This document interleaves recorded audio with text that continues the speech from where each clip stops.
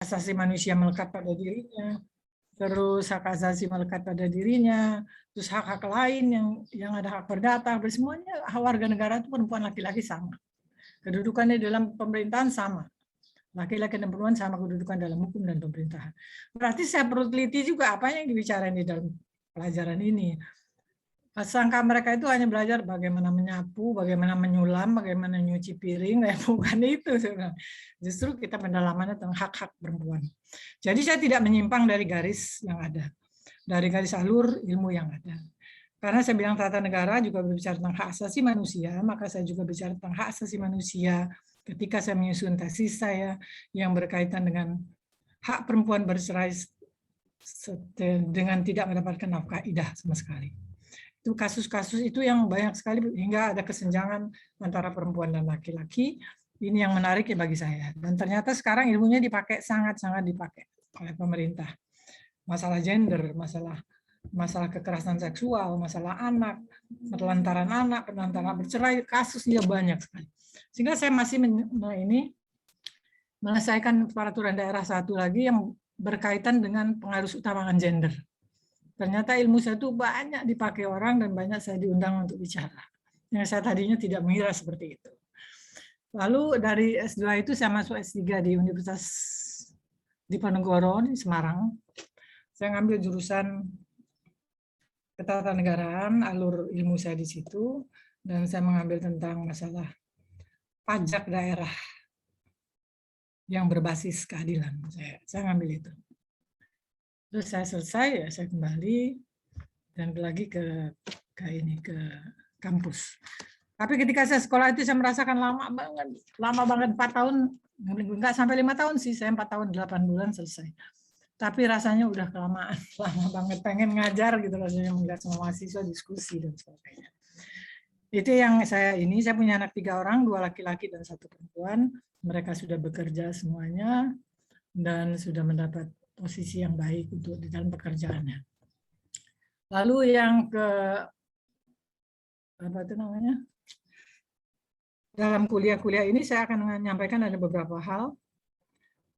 Yang pertama itu adalah sistem belajar saya, mungkin agak sedikit suka atau tidak suka, tapi saya mengajarnya modelnya setengah jam saya berbicara atau lebih dari 10 menit saya bicara, setelah itu kita diskusi. Diskusi itu akan saya ambil aktivitas kalian, yang menjawab salah atau benar itu tidak menjadi ukuran saya lulus atau tidak lulus. Yang penting diskusi itu hidup, kalian menjawab, saya anggap semuanya benar. Dalam diskusi itu, aktivitas kalian saya hitung. Kalau jumlahnya itu semakin banyak pada sampai 8 kali kuliah, itulah nilai tambah yang bisa jadikan nilai Anda lebih baik. Misalnya dari B bisa berubah menjadi A. Nah, itu dari aktivitas yang dilakukan. Jadi bukan dengar terus ngantuk-ngantuk sambil tiduran terus sudah. Enggak. Tapi saya ingin pemahaman sejauh apa yang saudara sudah dapatkan. Lalu pemahaman itu akan saya paparkan dalam implementasinya seperti apa. Karena kalian itu adalah, kalian ini sekarang udah ilmuwan belum? Saya nanya, taman S1 udah ilmuwan belum sih? Coba.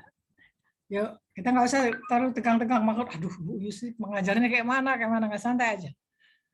Coba, Winda, apa jawaban kamu kira-kira? Sekarang kalian kan udah tamat S1, lagi menjalani S2. Udah ilmuwan belum sih? Menurut saya, kita udah menjadi sarjana, Bu. Tapi untuk keilmuannya, kita masih membutuhkan ilmu lagi, Bu. Menambah ilmu lagi ya.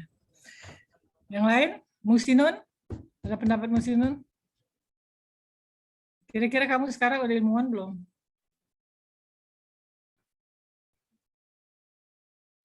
Iya, Bu.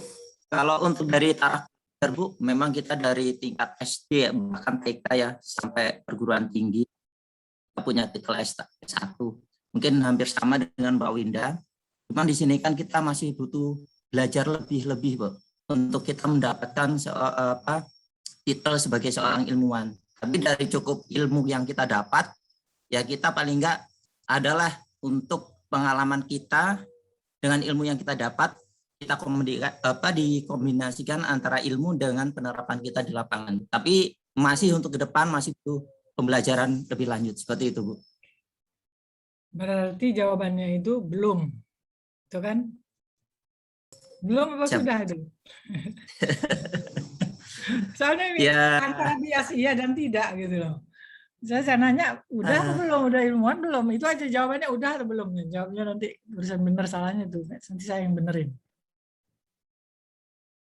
Bingung. Mungkin belum ya, Bu ya. Ya, mungkin tanya Pak Arianto. Arianto gimana? Arianto kamu. Siap Ilmuwan nih, belum? Bu. Saya sudah, Bu. Sudah ilmuwan? Sudah, karena saya diterima sebagai pegawai di salah satu lembaga hukum. Ukurannya sudah diterima dalam pekerjaan di bidang apa? Sudah Di ilmuwan, bidang Pak? hukum khususnya, Ibu. Di bidang hukum Oke. khususnya, ya. Dari keilmuan itulah kita diterima di lembaga hukum itu, gitu loh. Ini siapa yang jawab ini? Made ya? Arinto, Bu. Arinto. Oke. Terus? Jadi diterima bagian itu, maka kita sudah dianggap dan dipakai oleh kantor atau dinas tempat kita bekerja sebagai ilmuwan. Gitu ya? Siap. Coba perempuannya sih bersuara sedikit, bersuara. Coba. Saya mau dengar.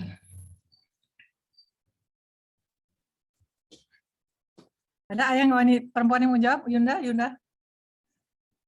Masa dari Unila nggak bisa jawab? Ayo. Mungkin menanggapi, Bu. Ya, boleh. Menurut saya sekarang kita di S2 ini sudah termasuk ilmuwan.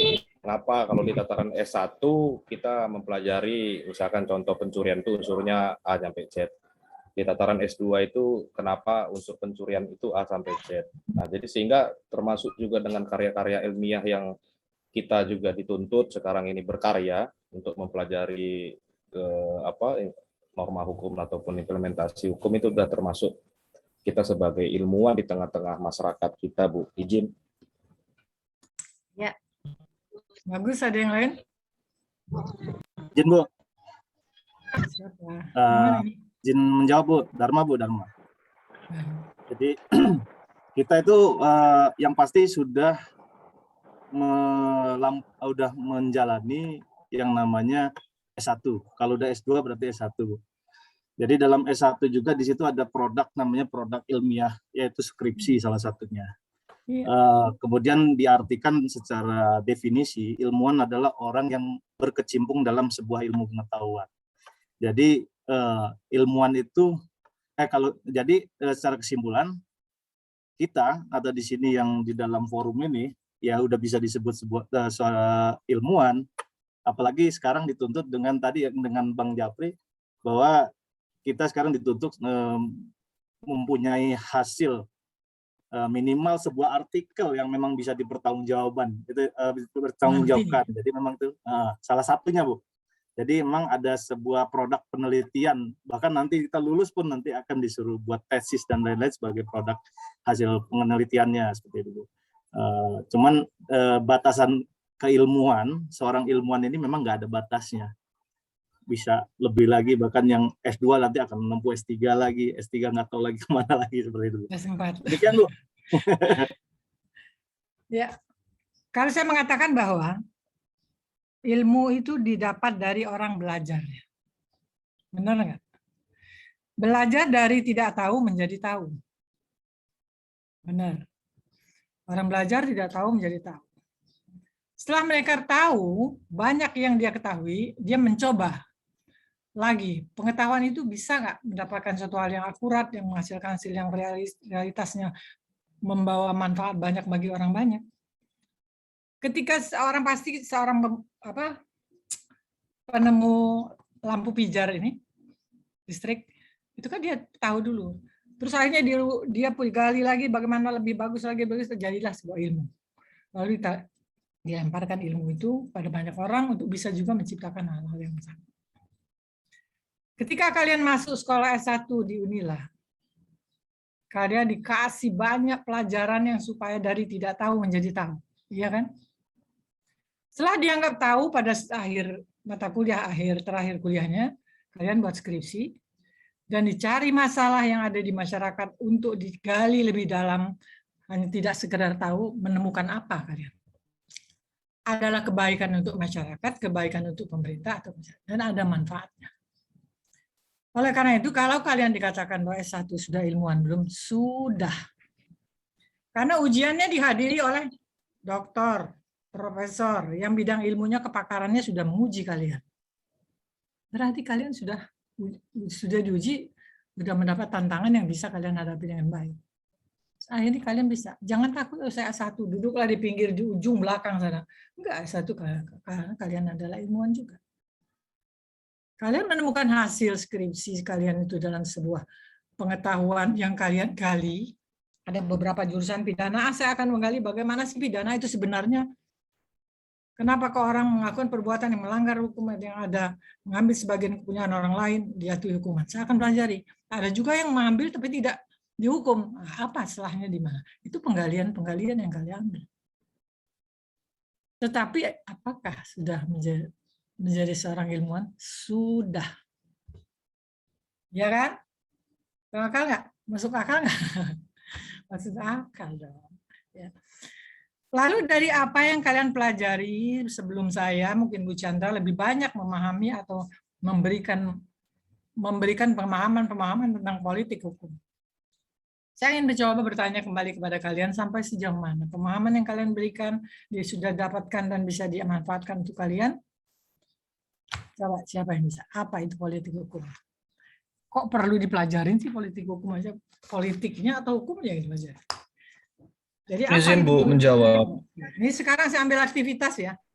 Dari pertanyaan yang saya tanyakan itu mengandung aktivitas yang saya ambil dari kalian yang namanya disebutkan dan untuk menambah nilai kekurangan dalam nilai akhir nanti. Siapa namanya? Izin Bu menjawab Bu. Wim Azmil Huda Bu ya. Politik hukum itu dari asal katanya politik dan hukum. Bicara politik kita bicara kepentingan. Dan hukum kita bicara tentang aturan. Maksud sederhananya adalah bahwa ini adalah kepentingan sekelompok orang atau sekelompok masyarakat yang dibuat dalam bentuk hukum dengan tujuan untuk memuluskan atau melancarkan tujuan tersebut. Permasalahannya tujuan tersebut bisa bersifat positif ataupun negatif, tergantung dengan kepentingan sekelompok orang tersebut. Dalam hal ini hukum dalam undang-undang kita tahu dibuat oleh badan legislatif, mungkin DPR dalam bentuk undang-undangnya, dan mungkin perda ke bawah oleh DPR ke kota maupun provinsi. Secara sederhana, politik hukum dapat dipahami bahwa itu adalah kepentingan dari sekelompok orang yang kepentingan dari sekelompok orang untuk membuat. Sebentar ya, lagi azan kita berhenti bentar ya. Oh iya Bu, ya Bu, ya.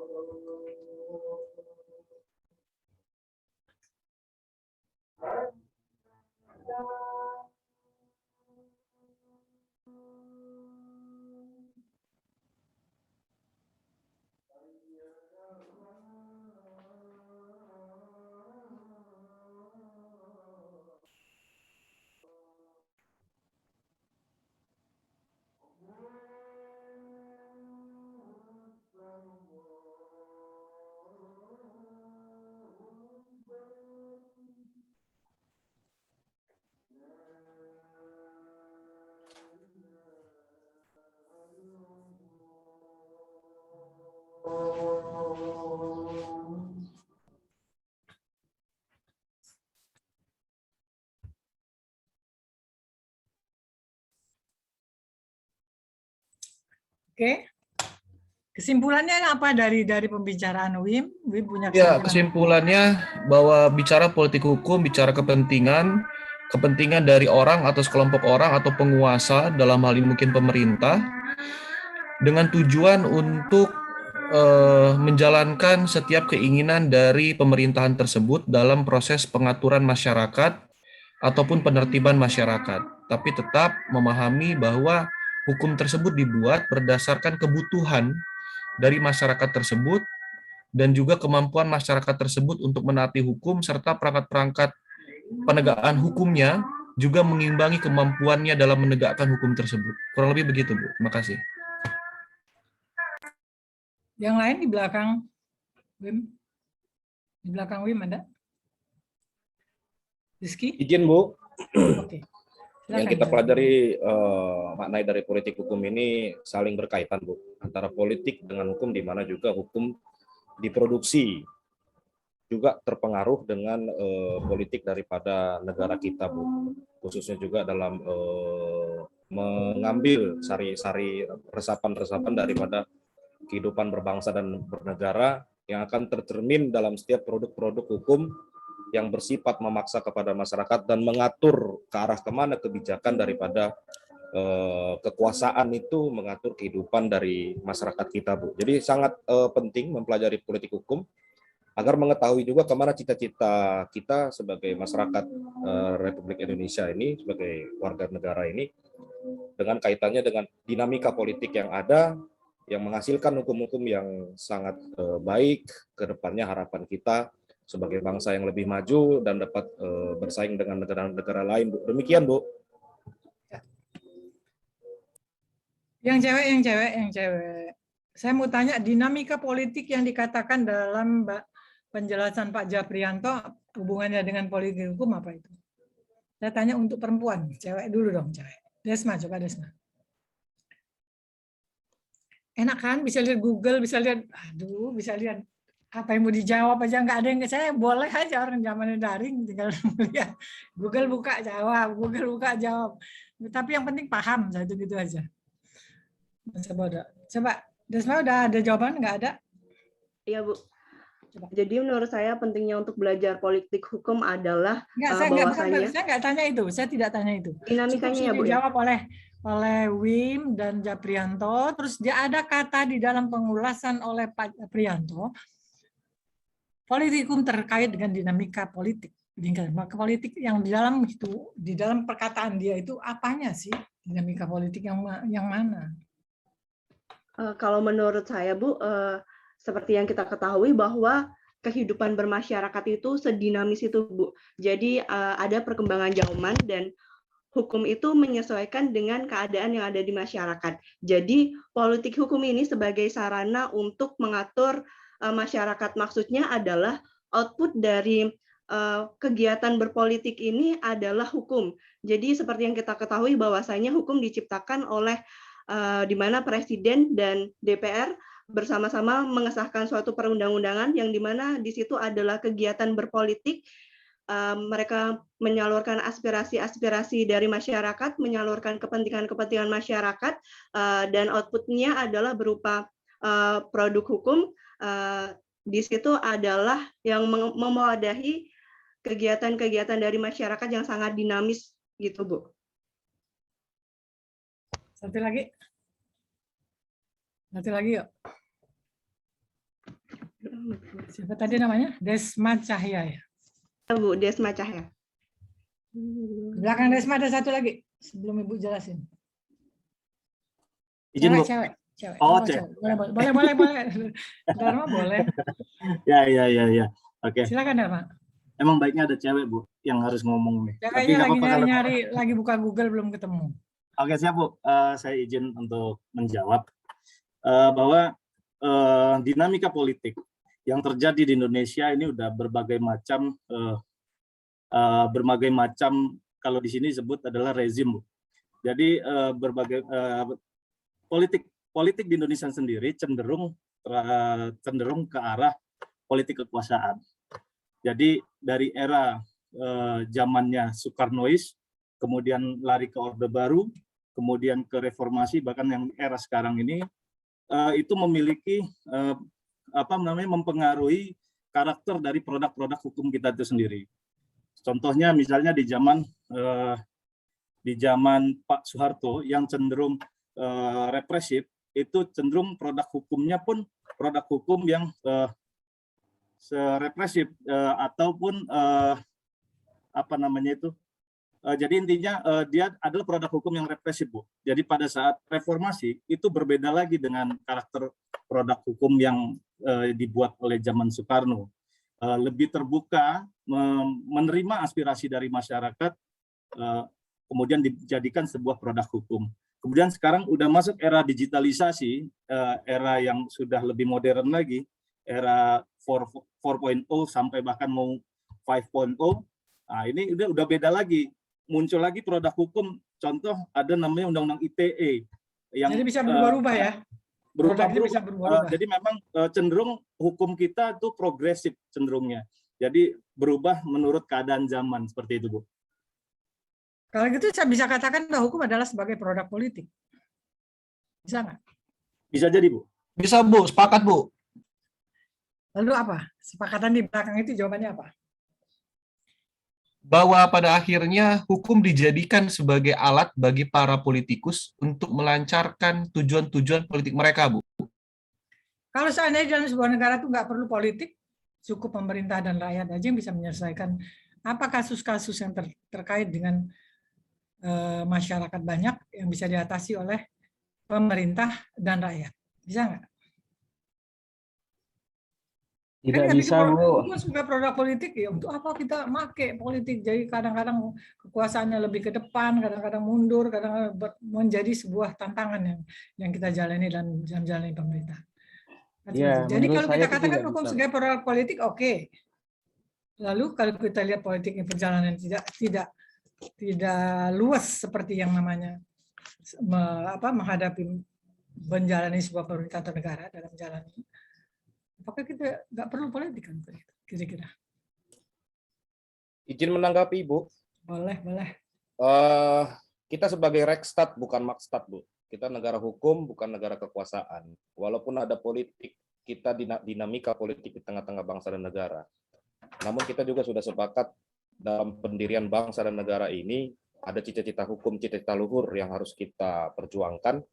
Sehingga hal itu juga dalam setiap kemajuan zaman dan manusia tidak bisa lepas juga dari apa cita-cita luhur dari berdirinya bangsa dan negara ini dan apa yang sama-sama ciptakan oleh masyarakat. Juga sebagaimana masyarakat itu sebagai fungsi sosial kontrol, dia mengkontrol juga kekuasaan. Jadi saling berkaitan, Bu. Tidak bisa dilepaskan satu persatu, tidak bisa dipisah-pisahkan, tetapi merupakan kesatuan dan itu dinamikanya sampai sekarang akan terus berubah sebagaimana kita tidak mungkin tidak, yang pasti adalah perubahan zaman dan perubahan perkembangan teknologi dan seterusnya itu juga akan mempengaruhi kehidupan bangsa dan negara sebagai kita bangsa dan negara yang mandiri dan juga terhadap dunia internasional, Bu. Demikian, Bu.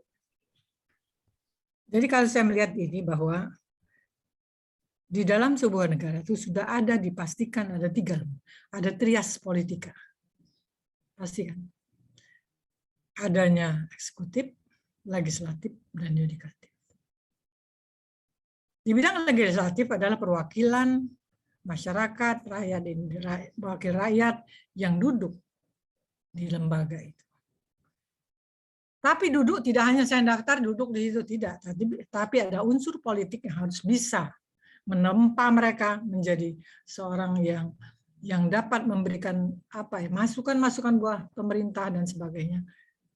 Lalu kenapa legislatif itu dibutuhkan dalam sebuah ketatanegaraan? Karena legislatif itu wakil rakyat yang cepat sekali nyambung dengan masyarakat untuk tahu apa yang dibutuhkan mereka. Sebenarnya jalannya seperti itu.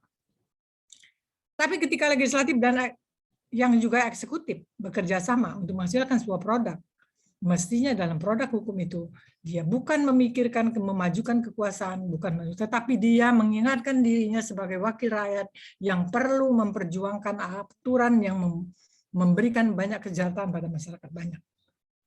Tapi ternyata hukum sebagai produk politik berjalan terus. Nah, makanya kita melihat bahwa di dalam politik hukum ini bagaimana mengerem mereka untuk memberikan jalan yang benar. Jadi ada pengawasan, ada dan sebagainya yang bisa juga diamati sampai sejauh mana perjalanan politik hukum yang dilakukan oleh wakil-wakil rakyat yang ada di legislatif, eksekutif.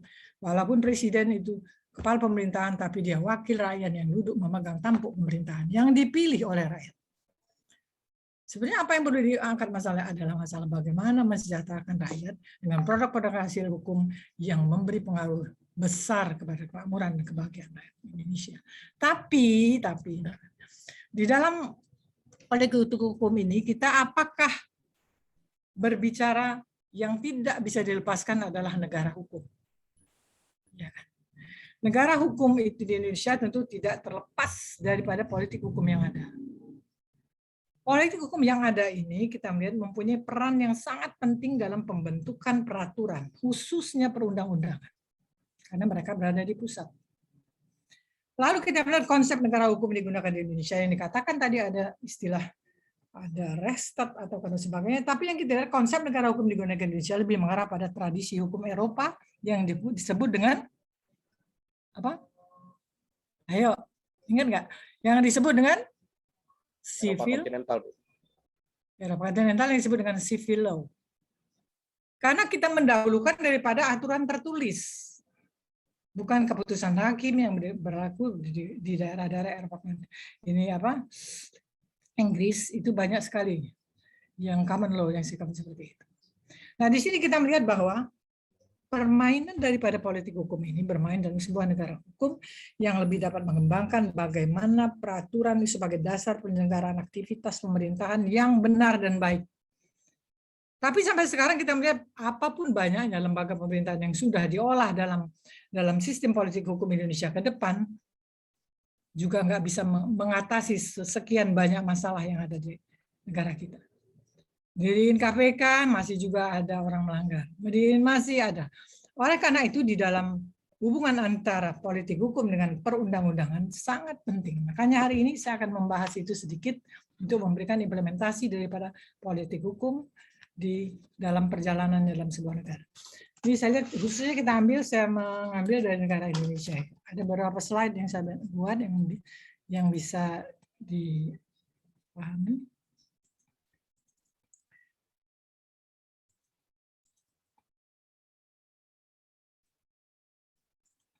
Saya juga berpikir gini, kita bukan belajar apa ya sejarahnya. Kalau saya sih lebih kepada implementasinya. Karena kalau sejarah itu hanya hafalan dan ingatan sebuah perubahan atau tidak berubah hanya sebatas itu. Tetapi kalau kita belajarnya itu sudah masuk kepada pendalaman, berarti kita melihat pada implementasi yang berjalan dalam sistem. Ini saya buka yang pertama, kita lihat. Kalau kita melihat di sini, peraturan perundang-undangan merupakan bagian dari subsistem dari sistem hukum. Jelas. Ya enggak? Jelas kan? Peraturan perundang-undangan merupakan bagian dari atau dari subsistem dari sistem hukum. Sistem hukum itu apa? Apa aja sistem hukum itu?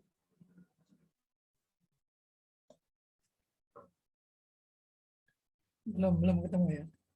Minggu depan dijawab ya.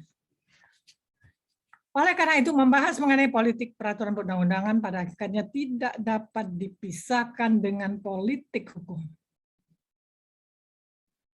Karena ada unsur legislatif yang mengolahnya juga di dalam aturan-aturan atau peraturan-peraturan yang muncul berlaku di dalam masyarakat banyak. Istilah politik hukum, politik perundang-undangan didasarkan pada prinsip bahwa hukum dan peraturan perundang-undangan pada dasarnya merupakan rancangan hasil desain lembaga politik. Iya kan? Legislatif, muatan itu orang-orang partai politik semua itu isinya. Selanjutnya kita melihat lagi melangkah pada slide berikutnya. Kita melihat pada pakar hukum, politik hukum yang bernama Pak Mahfud MD mengungkapkan bahwa politik hukum itu meliputi pertama, pembangunan hukum yang berintikan pada pembuatan dan pembaharuan terhadap materi-materi hukum agar dapat sesuai dengan kebutuhan. Berarti pada poin pertama kita mengatakan bahwa hukum itu adalah selalu dibutuhkan pembaharuan sesuai dengan perubahan perilaku masyarakat. Yang kedua, pelaksanaan ketentuan hukum yang telah ada, termasuk penegasan fungsi lembaga dan pembinaan para penegak hukum. Nah, ini sistem yang berlaku. aturannya, aparatnya, dan masyarakatnya seperti apa. Itu yang namanya sistem hukum. Aparat, substansi, dan budaya. Budaya dalam masyarakat atau masyarakat yang partisipasinya sejauh mana ikut dalam sebuah sistem yang berjalan. Selanjutnya kita lanjutkan lagi. Sebagai negara hukum, saya katakan tadi juga, tentunya Indonesia dalam pembentukan peraturan perundang-undangan tidak dapat terlepas dari politik hukum yang ada. Menurut M. Mahfud, juga mengatakan politik hukum itu adalah kebijakan resmi negara tentang hak, tentang hukum yang akan diberlakukan. Tidak akan diberlakukan membuat aturan baru, mencabut aturan yang lama untuk mencapai tujuan negara. Jadi ada regenerasi yang dikatakan tadi oleh siapa tadi ya? Perubahan dari zaman merdeka, sebelum merdeka, zaman itu memang itu peralihan penggantian perubahan-perubahan ketatanegaraan sistemnya, ya otomatis politik hukumnya akan berubah juga. Selanjutnya kita melihat pada slide yang ke-6.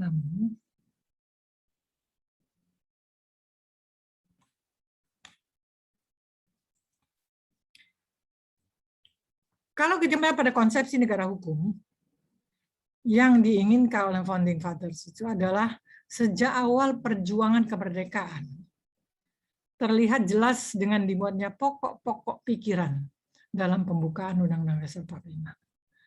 Di sini kita ada mencerminkan bahwa kita membuat negara hukum, yaitu kemerdekaan, keadilan, kemanusiaan, pernyataan bahwa pemerintah negara berkewajiban melindungi segenap bangsa Indonesia dan seluruh tumpah Indonesia.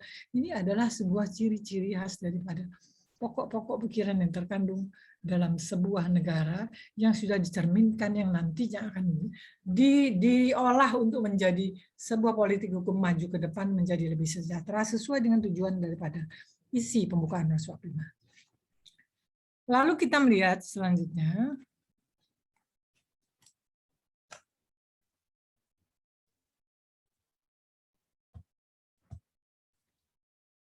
lalu hal yang dikemukakan tadi adalah akan memberikan arah bahwa hukum akan melindungi segenap rakyat dalam mukadimah itu. Segenap individu dari perlakuan tidak adil dan perlakuan sewenang-wenang. Sebenarnya hukum itu adalah mengayomi setiap warga bangsa, hak-haknya sebagai warga negara dan hak asasi manusianya terjamin.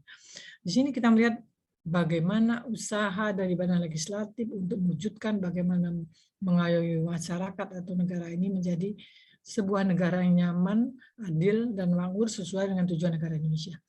Tapi yang namanya tujuan, kalau saya bilang tujuan negara itu adalah sebuah hal yang abstrak, nggak bisa diukur. Kapan sih kita 50 tahun kita harus sudah sejahtera? Nggak bisa diukur, nilainya abstrak. Walaupun perubahannya karena perkembangan tidak terkejar dengan perilaku masyarakat yang ada. Proses pembentukan peraturan perundang-undangan yang kaitannya dengan politik hukum di Indonesia kita lihat telah diatur dalam Undang-Undang Nomor 10 2004 kemudian diganti 11 tahun 2012 dan diganti terakhirnya nanti 15 2019. Tujuannya sebenarnya yang buat pembentukan itu adalah untuk memperkuat peraturan perundang-undangan yang secara berkelanjutan sehingga dibutuhkan penataan dan perbaikan mekanisme pembentukan peraturan perundang-undangan sejak perencanaan hingga pemantauan dan peninjauan.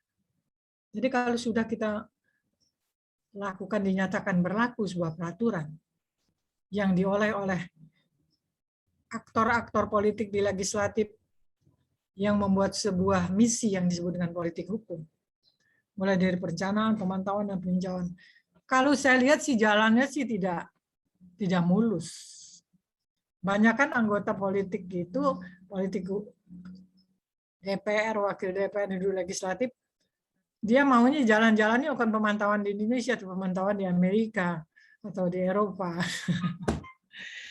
Itu yang ini manusianya itu yang kita susah. Lalu dibutuhkan penataan dan perbaikan mekanisme pembentukan peraturan perundang-undangan sejak perencanaan hingga pemantauan dan peninjauan. Ini yang kita mau. Lalu dalam hal ini kita melihat bahwa undang-undang pembentukan peraturan perundang-undangan itu berubah, yang terakhir adalah Undang-Undang Nomor 15 tahun 2019. Lalu bagaimana perjalanan 2010, 11, 12, 2011 dan 15 2019.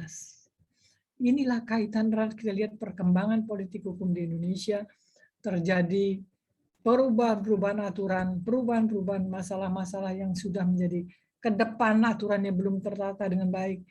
Ini perlu pengamatan, peninjauan, dan pengawasan bagi aparat.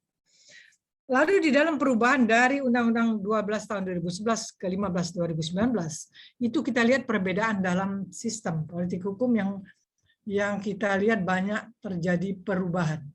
Misalnya pertama, pemantauan dalam peninjauan, yakni kegiatan untuk mengamati dan menilai atas pelaksanaan undang-undang itu berlaku sehingga diketahui kecapaian, hasil yang direncanakan, dampak yang ditimbulkan, dan kemanfaatannya. Ini Undang-Undang 15 2019. Kita lihat di dalam DPD ya. DPD itu melaporkan apa yang ada perkembangan di daerah yang perlu diisukan ke legislatif menjadi sebuah aturan. Masukan peninjauan, pengamatan, kemanfaatan untuk masyarakat banyak harusnya dijalankan. Tapi pada 12 2011 pembentukan peraturan undang-undang hanya mengatur cakupan tahapan pembentukan dari tahapan perencanaan, penyusunan, pembahasan, pengesahan, dan penetapan. Dia tidak bicara tentang apa yang harus dicapai dalam ada peninjauan, ada kemanfaatan yang ada di dalam 15 tahun 2019. Makanya politik hukumnya berubah di undang-undang pembentukan peraturan perundang-undangan, isinya yang berbeda.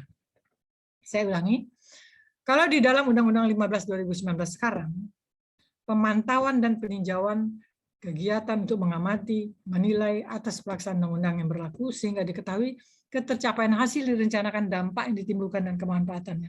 Itu yang dikerjakan oleh Undang-Undang 15 2019. Tapi kalau kita melihat pada 12 2011 sehingga perlu diganti dan dirubah, pembentukannya hanya pembentukan peraturan perundangan hanya mengatur cakupan tahapan pembentukan peraturan perundang-undangan dari tahapan keperencanaan, perencanaan penyusunan, pembahasan, pengesahan, penetapan, dan pengundangan. Tapi dia tidak memantau jalannya ketercapaian hasil yang dia buat itu dengan rekap ulang berupa pemantauan, peninjauan, belum ada di 12 tahun 2011. Makanya diubah menjadi 15 2019 yang lebih menegaskan bahwa undang-undang ini perlu ada peninjauan, perlu ada pengamatan, perlu ada pemantauan, dan sebagainya.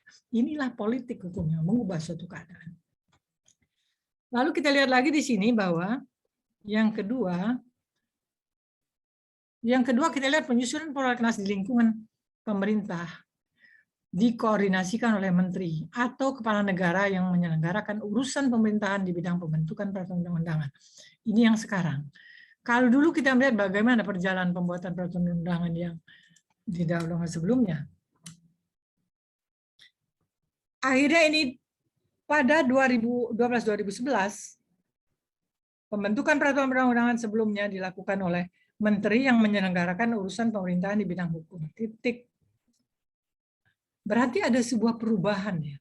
Perubahan dari pembentukan peraturan perundang-undangan yang merubah dari 12 2011 ke 15 2019. Lebih ada penekanan-penekanan yang menegaskan bagaimana caranya harus bisa memantau, menunjang, dan lebih tahu lebih cepat tentang perkembangan masyarakat lebih jauh. Itu yang kita lihat di sini. Ini adalah sebuah politik hukum yang sudah, kalau kemarin sempit, sudah diperluas gitu oleh aturan pembentukan perundang-undangan yang ada.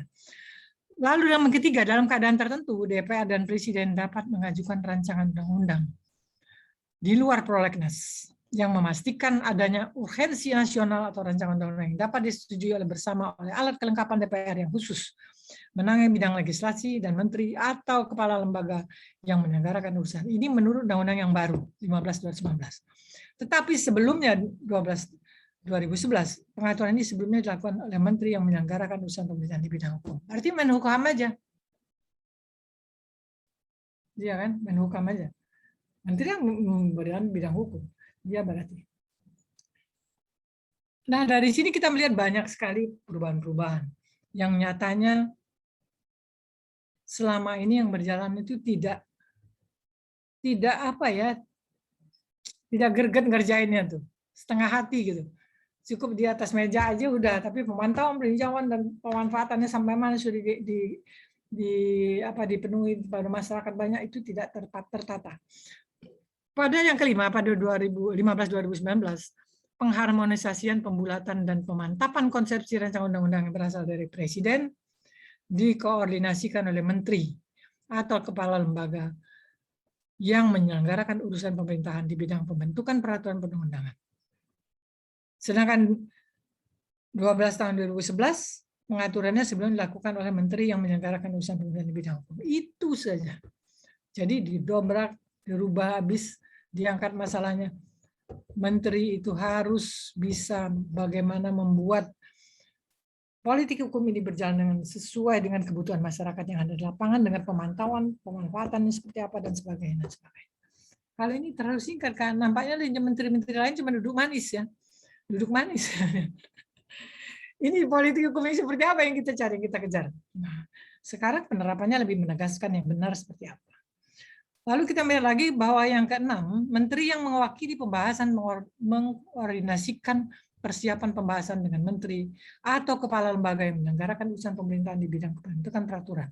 Nah, di sini menteri yang mewakili membahas, mengkoordinasikan persiapan pada lembaga-lembaga yang terkait dalam pembahasan itu.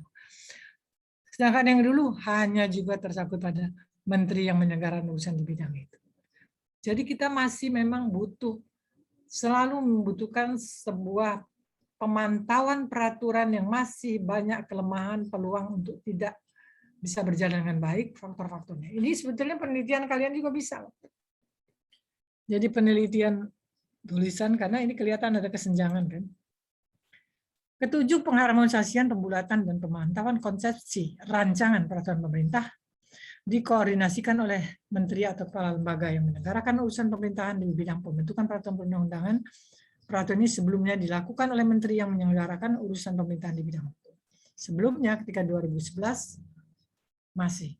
Jadi banyak sekali yang masih belum berubah, baru setengah yang dirubah dalam 15 tahun 2019. Berarti politik hukum kita itu belum menjalankan dengan alur yang benar. Maka kita katakan negara hukum kan akan terkait beberapa aturan. Nah, aturan pembentukan peraturan undang-undangan sangat erat sekali kaitannya dengan politik hukum yang ada. Karena negara hukum yang sudah pasti banyak aturan yang mengatur baik dari aspek pemerintahan, baik aspek masyarakat, baik aspek dari politik dan sebagainya. Inilah gambaran yang kita menggambarkan sebuah politik hukum itu tidak segampang yang kita bicara. Tapi justru banyak peluang-peluang yang masih bisa diisi oleh orang-orang tertentu yang mencari keuntungan semata-mata untuk kepentingan diri sendiri. Kok kita kadang-kadang pikir, kok bisa sih DPR gitu? Ya DPR emang tugasnya cuma gitu aja, nih nggak ada itu lain. Coba dikasih tugas yang benar gitu kan, mestinya kan gitu. Itu arah politik hukum supaya berkembangnya pengetahuan masyarakat lebih baik, dan apa yang dibuat dalam tujuan itu adalah sesuai dengan apa yang menjadi tujuan negara Indonesia, perlahan-lahan ditata dengan baik. Itulah sebenarnya kalau kita melihat politik hukum itu seperti itu. Kalau kita melihat perubahan, sekarang muncullah undang-undang baru dan sebagainya. Sebetulnya undang-undang itu mengikuti perkembangan masyarakat yang ada. Kalau masyarakatnya sudah melangkah jauh ke depan, ya harus ada undang-undangnya. Undang-undangnya kembali kepada produk politik. Kenapa undang-undang kekerasan seksual itu tidak sampai sekarang belum disahkan? Ada apa? Kenapa tidak terselesaikan? Itu tidak pernah ada yang mencoba menggali masalah itu. Di mana apakah produk politik yang mempertahankan ada sesuatu yang lebih penting dan sebagainya. Ini kita lihat dari perjalanan Badan Legislatif selaku wakil rakyat yang duduk di bidang politik mewakili. Nah, kalau kita lihat sebenarnya negara kita ini menganut paham demokrasi kan, benar nggak? Kalau demokrasi yang diartikan dalam penerapan sebuah negara itu seperti apa sih? Coba pengertian demokrasi aja deh, yang mudah aja.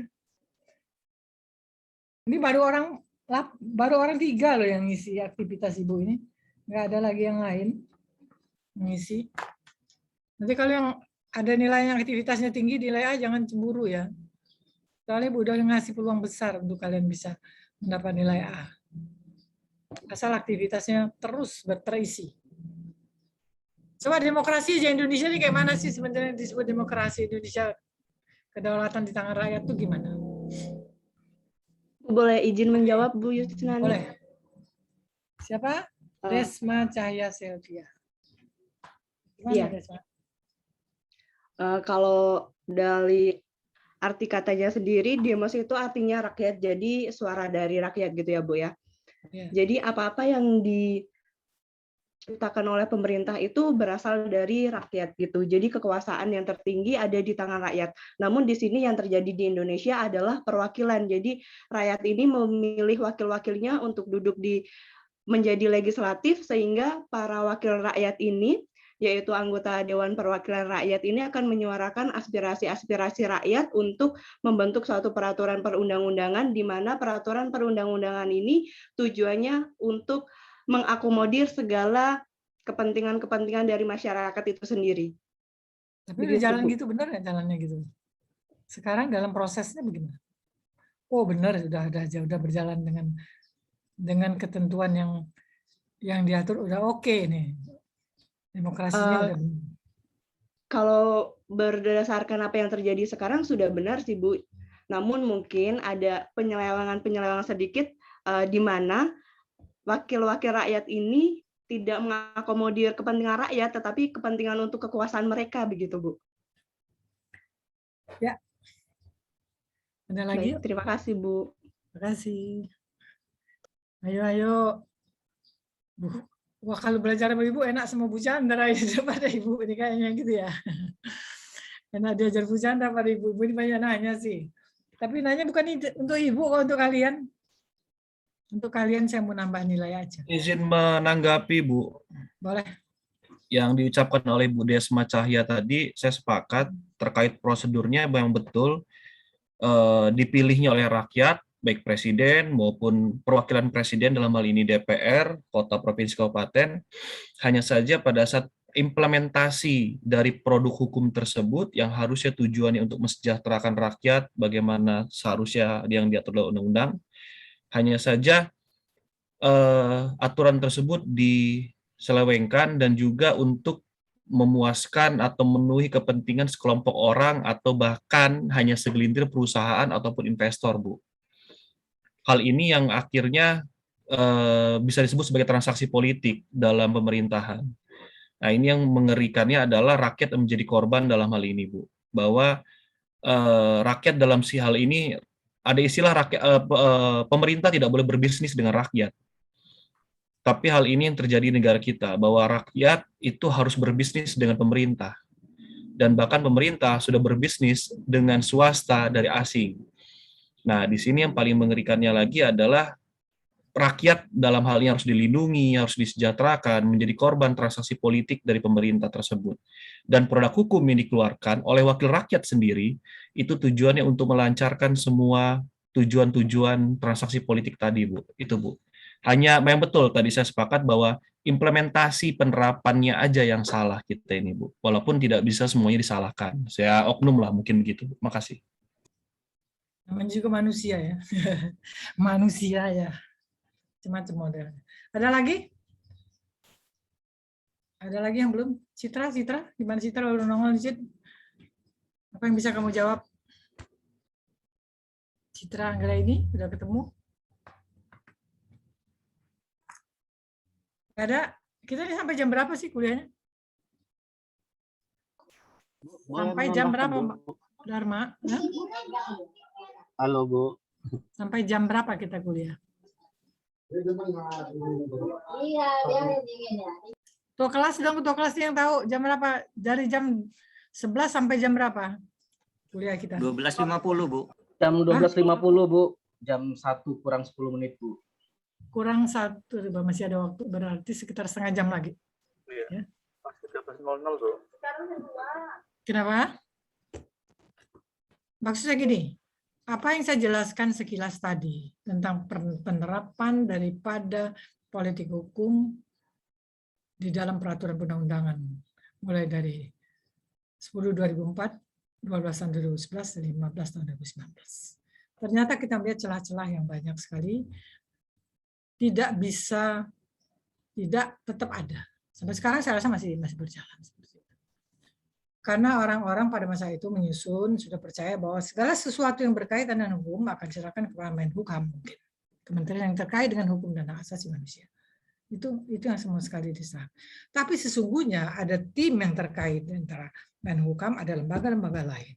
Misalnya kalau bicara tentang perempuan dan anak, selain Menhukam juga ada pemberdayaan perempuan dan anak, menteri pemberdayaan perempuan dan anak, dan juga ada lagi hak asasi manusia yang terkait semuanya diajak untuk duduk bersama. Itu yang diinginkan pada 15/2019. Sehingga dapat dipantau, dilihat perkembangannya sampai sejauh mana ada peluang-peluang yang membuat hal-hal yang menyimpang dari ketentuan itu, dan terakhir pemanfaatannya ada nggak ke masyarakat. Yang itu yang belum ada dilakukan pada 10/2004 dan 12 tahun 2011. Maka kita melihat bahwa yang sekarang harusnya penerapan penegakan hukum itu ada 3 dalam sistem. Sistem itu mengatakan bahwa lihat dulu dong peraturan perundang-undangan udah benar belum? Atau bias? Atau tidak kena sasaran benar dalam isi mutu kualitas daripada kalimat yang terkandung di dalamnya menimbulkan penafsiran yang berbeda-beda. Itu dari substansi. Lalu yang kedua kita melihat bagaimanakah setelah substansi kita aparat penegak hukumnya. Apakah sudah menjalankan dan menegakkan hukum dengan benar? Saya rasa belum. Masih banyak penyimpangan, berarti penegakan masih jauh daripada sasaran. Yang ketiga kita melihat adalah bagaimana budaya masyarakat yang berbeda-beda, majemuk partisipasinya terhadap hukum yang ada. Masih juga belum bisa dibina dengan, walaupun ada DPD, Dewan Perwakilan Daerah yang memantau perkembangan daerah, tapi tidak sampai sejauh itu pemantauan yang mereka lakukan. Paling pemantauannya di Unila nanti, di gedung rektorat, fokus group discussion, silakan kita diskusi sama mereka. Bukan itu, tapi turun dari lapangan, mereka dapat hasil ini, dan kita penyelesaian secara hukum adalah orang-orang yang ada di fakultas. Jadi jalan-jalan ceritanya politik hukum ini tidak hanya sebatas sejarah pada periode zaman Belanda, pada zaman perang, pada zaman baru merdeka. Kalau saya, itu nanti kita mau nulis skripsi bingung, menjerain perang zaman dulu. Maka saya bicara yang sekarang adalah implementasi daripada politik-politik hukum nanti akan saya sampaikan sehingga kalian bisa membandingkan. Oh, politik hukum ini seperti ini. Aspeknya banyak. Aspek dalam pembentukan peraturan undangan ada. Aspek dalam ini, aspek dalam ini, aspeknya banyak. Nah, itu yang bisa dibandingkan dan bisa menjadi sebuah bahan masukan kira-kira, saya memilih judul ini aja deh. Ini banyak peluang ternyata dari apa yang saya baca-baca, ternyata peluang yang perlu kita tegakkan dengan baik dan benar adalah seperti apa. Nah, itu yang saya maksud saya seperti itu. Sebetulnya banyak juga ini saya dapat dari situ adalah tentang politik hukum dan pembangunan hukum. Langsung aja kalau saya politik hukum dan pembangunan hukum, langsung saja pada penerapannya, supaya kita tahu undang-undangnya gimana, nggak laku lagi. Kalau kita hanya sebatas, apakah dimaksud dengan pembangunan hukum nasional? Pembangunan hukum nasional adalah ini. Kalau saya agak beda, mungkin kalian suka atau nggak suka, saya kurang tahu. Sistem mengajar saya kira-kira seperti itu. Karena saya mengajar bukan S1, tapi saya mengajar S2, yang membutuhkan pemahaman dan menggali yang nanti bias, yang nanti tidak jelas, bagaimana mengangkat masalah itu menjadi sebuah tulisan. Ya kan? Jadi perlu implementasi dalam penerapan. Celah-celah itulah yang kalian bisa menjadi, saya mau tertarik judul ini, saya tertarik. Setelah implementasinya diuraikan, kekurangan, kelemahan, dan kebiasaan yang menjadi sejauh mana. Kalau saya sih. Tapi kalau yang nonton nggak setuju, saya berubah minggu depan. Saya gimana? Kira-kira setuju nggak sistem mengajar seperti ini, atau kita kembali ke kebiasaan? Saya mohon masukan. Saya setuju, Ibu. Karena kita bicara yang sekarang kan, bukan bicara yang dulu. Yang dulu tuh hanya sejarah kita belajar. Tetapi sekarang penyelesaian katanya menambah ilmu di S2 lagi, meningkat lagi ilmunya dari S1 ke S2, naik tangga dong. Kalau naik tangga jangan cerita sejarah dong, cerita implementasi yang sudah jalan sekarang seperti apa, yang pembaharuan seperti apa. Setuju, Bu, setuju. Iya, ya kan? Kalau kita bilang pada zaman POC itu perkembangan politik hukum karena ada unsur asing itu Kita kalau membuat penelitian nanti penelitian sejarah munculnya, ya kan? Bukan penelitian yang aktual pada saat sekarang. Sampai sini ada yang mau tanya atau enggak? Budi dari pagi belum istirahat loh, daring nggak berhenti. Ini belum makan full, makannya cepet dikit udah ngajar lagi. Ada yang mau tanya atau enggak? Izin bertanya Bu, mungkin sharing juga. Berkaitan dengan politik hukum, kita juga melihat daripada sistem hukum negara kita yang tadi menganut ke arah civil law dan bukan kita Anglo-Saxon atau dia dari jurisprudence, maka demikian pembentukan peraturan perundang-undangan juga banyak perubahan, termasuk daripada pengajunya, pembahasannya, kemudian penyelesaian inventaris masalahnya, kemudian dari awal naskah akademiknya dan seterusnya Bu. Nah demikian juga kaitannya hal ini ada terobosan-terobosan yang mungkin saya pikir juga suatu kebijakan daripada pemerintah yang berkuasa, yang mana tercuantahkan dalam bentuk peraturan perundang-undangan berupa Undang-Undang Cipta Kerja, Bu. Memang yang ini adalah sistem pembentukan peraturan perundang-undangan yang belum dikenal dan baru di Omnibus Law ini demikian baru diperbuat di era pemerintahan sekarang, dan ini juga ada kaitannya dengan politik hukum dan juga dengan kemajuan daripada masyarakat. Nah, makanya menjadi pertanyaan kita, Bu, ini suatu undang-undang cipta kerja, tapi demikian satu hal lagi, KUH pidana kita sudah sangat tidak relevan dengan kemajuan dan perkembangan zaman. Demikian pernah juga dikatakan Prof. Edi Hiarits di dalam konsepsi pemidanaan yang akan berubah dalam RUU KUHP, di mana ada pemidanaan berupa sanksi sosial. Tidak hanya mengejar melulu mengenai pemindahan penjara, karena penjara juga di LP Tangerang sendiri sudah terlalu banyak korban. Dengan penuhnya penjara selalu pemindahan, dan tujuan daripada pemindahan itu sebenarnya masyarakat yang sadar hukum, bukan hanya masyarakat yang patuh hukum. Patuh hukum hanya ketika ada penegak hukum, namun ketika ada kesadaran hukum, maka tidak ada pun aparat penegak hukum di situ, maka masyarakat menjadi sadar hukum. Mungkin dinamika ini, apakah menurut Ibu yang prolegnas sekarang ini juga artinya tidak lepas daripada bagaimana mengurutkan peraturan perundang-undangan, yang mana yang lebih dahulu, mana yang kemudian belakangan, kemudian mengharmonisasikan daripada perundang-undangan yang ada sampai dengan tingkat dari pemerintahan sampai kepada desa yang paling kecil daripada pemerintahan kita yang ada sekarang ini. Demikian Ibu. Memang kalau kita melihat pada situasi dan keadaan, kita melihat dalam arti contoh Undang Cipta Kerja. Sebenarnya Undang-Undang Cipta Kerja itu kalau saya melihat, kalau saya dari kacamata saya, itu adalah kurangnya masukan dari masyarakat. Sehingga isi muatan itu masih ada yang tidak sesuai dengan hak-hak masyarakat yang terkait cipta kerjaan mereka. Ini hal-hal ini yang dianggap merugikan. Tetapi Presiden tetap ujungnya sementara mau distagnankan, tapi nggak bisa, ini disahkan. Tapi dalam pengesahan itu, yang pastinya dia mempelajari ulang bahwa itu memang memerlukan penegasan-penegasan lebih lanjut dan pembatasan-pembatasan yang jelas. Karena di sini kita melihat itu akan menjadi sebuah undang-undang hanya nama aja tapi bias isinya. Masyarakat sudah merasa hak-haknya mana dilanggar. Karena apa? Saya melihat dalam sistem itu bahwa kedudukan masyarakat juga punya hak untuk bersuara. Itu kurang didengar lebih jauh. Dan perwakilan yang masyarakat yang ada, baik bentuk organisasi terkait, stakeholder yang punya kepentingan di situ, seharusnya mereka diundang. Tapi kalau saya lihat dalam perjalanan undang-undang kita, jauh dari yang dimaksud. Karena yang untuk jauhnya itu cukup universitas perguruan tinggi yang ditanya. Perguruan tinggi sering meneliti, belum tentu meneliti pilkada lebih jauh kita. Belum. Kita juga tidak diajak dan berbicara tentang undang-undang cipta kerja sebelum dia dijadikan sebuah undang-undang. Nah, tahu-tahu dulu aja keluar.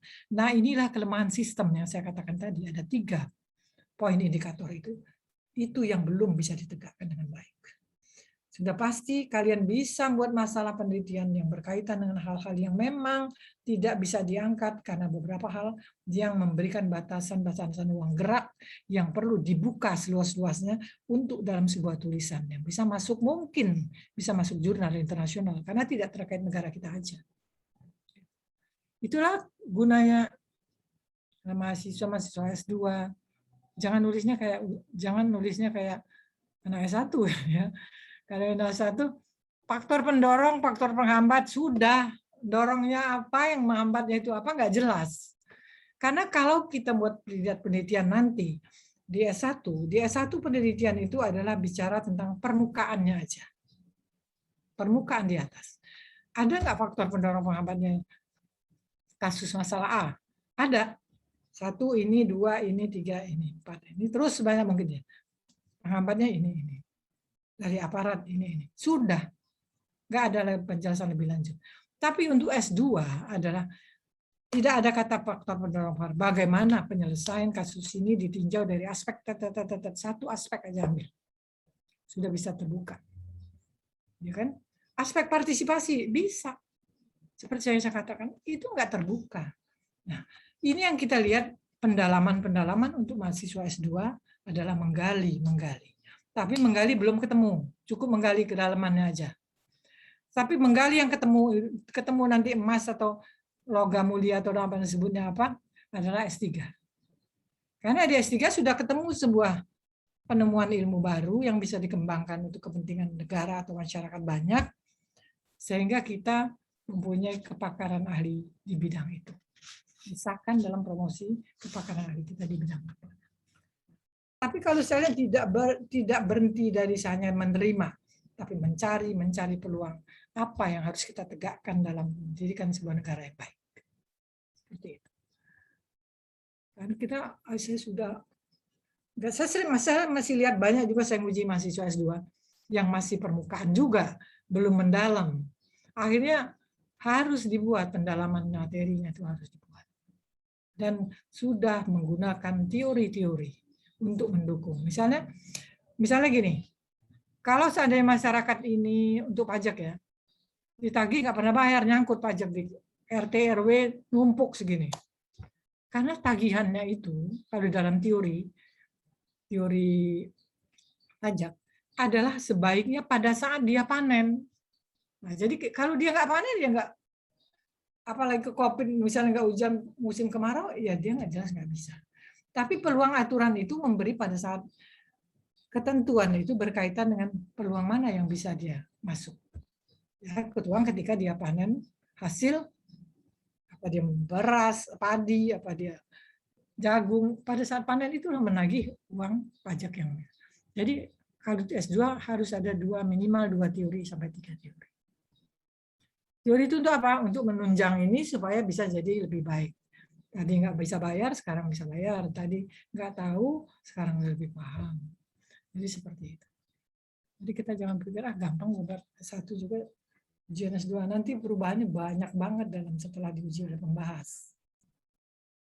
Jadi benar-benar kita memahami ilmu itu hasilnya dapatnya untuk selamanya lah, bukan seketika. Saya rasa mungkin itu dulu. Sementara ada lagi, kalau ada yang lagi boleh, kalau nggak ada saya tutup. Kayaknya lagi kok gini ya ngajarnya ibu ke lain gitu.